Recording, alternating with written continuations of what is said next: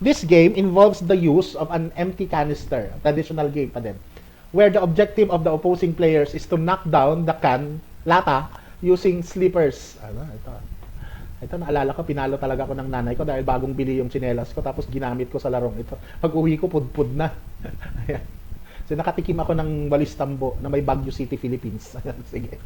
So, is it A, Shatong, tumbang preso, agawang base, or patintero? Ang tamang sagot ay, of course, no?